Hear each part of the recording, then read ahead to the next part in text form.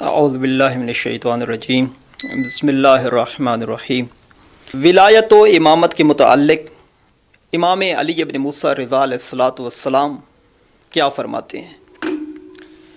امام علیہ الصلاۃ والسلام جب مدینہ سے خراسان آ رہے تھے تو جب امام علیہ الصلاۃ والسلام نیشاپور پہنچے تو نیشاپور کے علاقے میں علماء نے، طلاب نے امام علیہ السلام کے گرد حلقہ باندھا اور امام علیہ السلام سے یہ عرض کی کہ ہمارے لیے کوئی حدیث بیان فرمائیں۔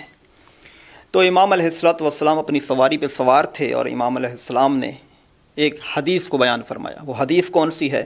کلمۃ لا الہ الا اللہ حصنی، کلمہ لا الہ الا اللہ میرا قلعہ ہے، فمن داخل حصنی آمن من عذابی، جو بھی اس قلعے میں داخل ہو گیا، کلمہ لا الہ الا اللہ میرا قلعہ ہے، جو بھی اس قلعے میں داخل ہو گیا آمنہ من عذابی، وہ میرے عذاب سے محفوظ ہو گیا۔ یہ حدیث امام علیہ السلام نے بیان فرمائی اور امام علیہ السلام آگے چلے گئے، لیکن پھر امام علیہ السلام نے مڑ کے دیکھا اور ایک اور جملہ اضافہ کیا، فرمایا بے شرطہا و شروطہا، اس کلمہ لا الہ الا اللہ میرا قلعہ ہے اور جو اس قلعے میں داخل ہو جائے وہ میرے عذاب سے محفوظ ہے، لیکن اس کی کچھ شرط و شرائط ہیں، اور فرمایا وَأَنَا مِن شُرُوطِهَا، اور ان شرط و شرائط میں سے ایک شرط میں علی ابن موسیٰ رضا ہوں۔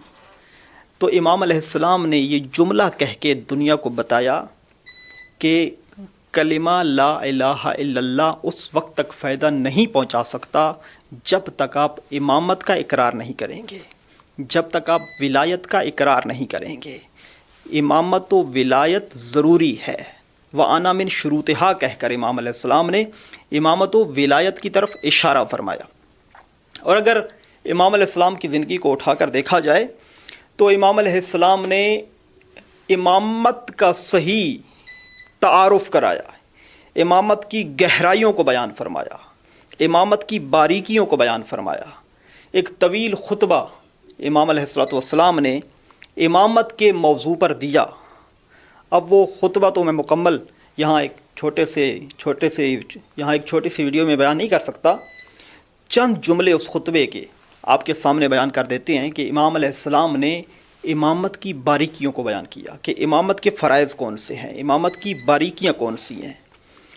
مولا فرماتے ہیں امامت یعنی منزلت انبیاء، امامت یعنی میراث اوصیاء، امامت یعنی اللہ کی خلافت، امامت یعنی رسول کی وصایت، امامت یعنی مقام امیر المومنین، امامت یعنی میراث حسن و حسین، امامت یعنی حجت بالغہ، امامت یعنی نور ساطع، امامت یعنی حجت اللہ علی العباد، امامت یعنی جس کی منزلت کو، جس کی بلندیوں کو، جس کی رفعتوں کو اور جس کی گہرائیوں کو انسان کی عقل سمجھنے سے قاصر ہو، اسے امامت الہیہ کہتے ہیں۔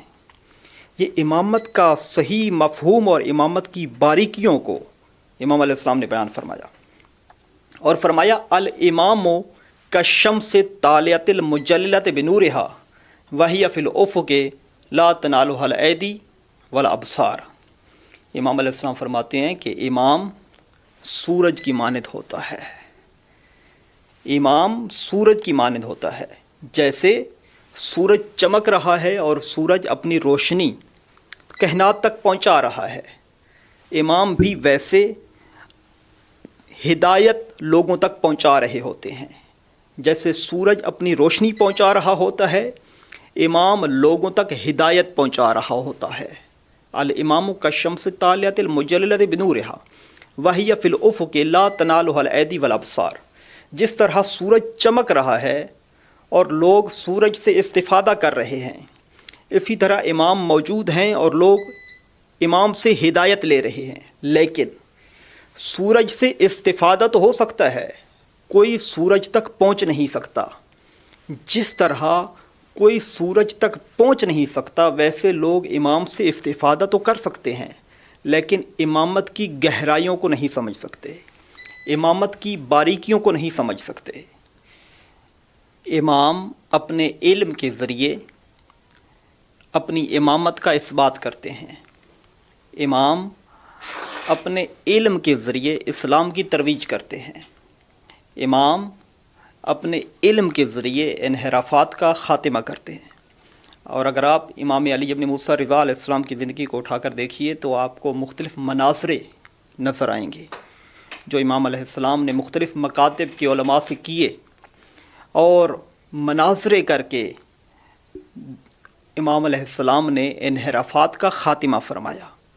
اور ایک مشہور مناظرہ جو آج بھی تاریخ میں موجود ہے، ایک عیسائی عالم جس کا نام جاسلیک ہے، اس کے ساتھ امام علیہ السلام نے مناظرہ کیا۔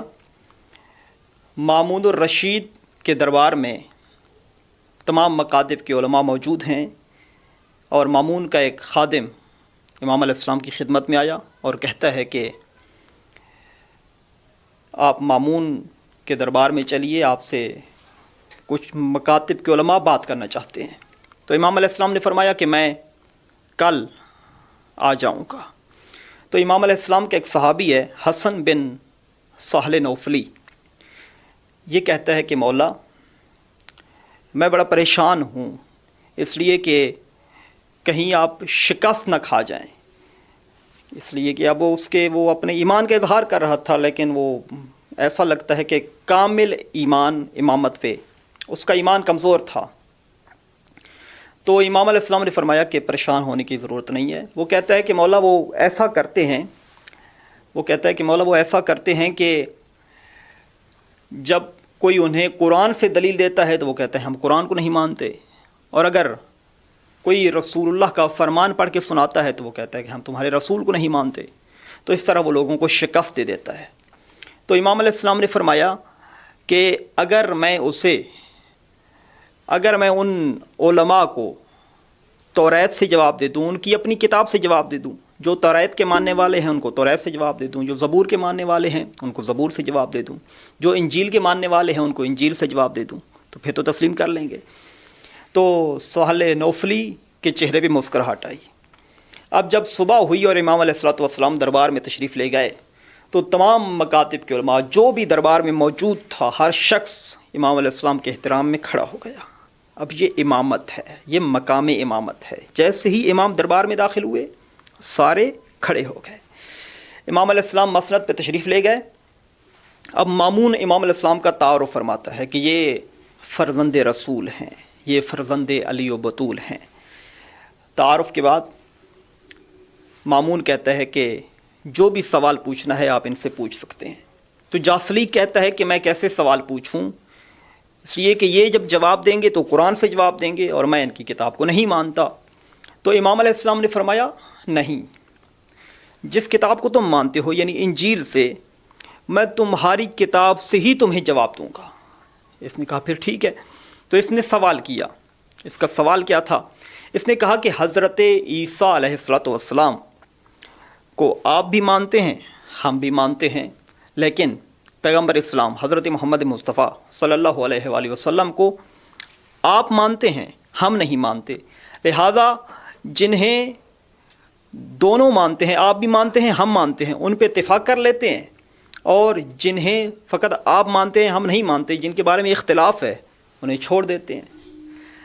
یہی سوال وہ پہلے بھی لوگوں کے سامنے رکھتا تھا، لیکن لوگ خاموش ہو جاتے تھے۔ جب اس نے یہی سوال فرزند علی و بطول امام علی ابن موسیٰ رضا کے سامنے رکھا تو امام علیہ السلام نے فرمایا کہ سنو، جس عیسیٰ کو تم مانتے ہو اس عیسیٰ کو ہم نہیں مانتے، ہم اس عیسیٰ کو مانتے ہیں کہ جس نے اپنے بعد آنے والے رسول کی خبر دی ہے، جس عیسیٰ نے یہ کہا ہے کہ میرے بعد ایک نبی آئے گا، میرے بعد ایک رسول آئے گا جس کا نام احمد ہوگا، وہ رسول ایسا ہوگا کہ سب رسولوں سے افضل ہوگا، اور وہ کتاب جو لے کر آئے گا وہ کتاب ساری کتابوں سے افضل ہوگی، ہم اس عیسیٰ کو مانتے ہیں۔ لیکن تم جس عیسیٰ کو مانتے ہو اس نے ایسی کوئی خبر نہیں دی۔ جب اس نے یہ دیکھا کہ میری دلیل باطل ہو رہی ہے تو اس نے کہا کہ آپ گواہ پیش کریں۔ تو امام علیہ السلام نے فرمایا، اور گواہ بھی ایسا ہونا چاہیے جو اسلام سے نہ ہو. تو امام علیہ السلام نے فرمایا کہ میں تمہیں انجیل سے جواب دوں گا. اور امام علیہ السلام نے انجیل کے تیسرے سفر کو پڑھنا شروع کیا. جب امام علیہ السلام نے پڑھنا شروع کیا تو وہ کہتا ہے کہ واللہ یہ انجیل کے عالم ہیں. جب پیغمبر اسلام کا نام آیا جس جگہ پہ تو کہتا ہے کہ یہ انجیل کے عالم ہیں. اور پھر امام علیہ السلام نے اس کا اگلا حصہ پڑھنا شروع کیا جہاں پیغمبر اسلام کا ذکر موجود تھا، جہاں اہل بیت علیہم السلام کا ذکر موجود تھا، جہاں امت مصطفیٰ کا ذکر موجود تھا. تو یہ کہتا ہے کہ بے شک یہ انجیل میں موجود ہے. جب امام علیہ السلام نے یہ اتنا بہترین جواب دیا تو مسلمانوں کے چہروں پہ مسکراہٹ آ رہی تھی اور وہ شکست کا اعتراف کرنے جا رہے تھے. تو امام علیہ السلام نے ایک اور جملہ کہا. امام علیہ السلام نے فرمایا، اے نصرانی، تمہارے پیغمبر حضرت عیسیٰ نمازیں کم پڑھتے تھے، روزے کم رکھتے تھے. تو یہ کہنے لگے کہ ایسا کیسے ہو سکتا ہے، ہمارے عیسیٰ قائم اللیل تھے، صائم النہار تھے. تو امام علیہ السلام نے فرمایا کہ اگر وہ قائم اللیل تھے، اگر راتوں کو جاگنے والے تھے، عبادت کرنے والے تھے، صائم النہار تھے، دنوں کو روزہ رکھنے والے تھے، تو وہ عبادت کس کی کرتے تھے؟ وہ نماز کس کے لیے پڑھتے تھے؟ وہ روزہ کس کے لیے رکھتے تھے؟ اس کا مطلب ہے وہ خدا نہیں تھے بلکہ کسی خدا کی عبادت کرتے تھے، کسی خدا کے لیے روزہ رکھتے تھے.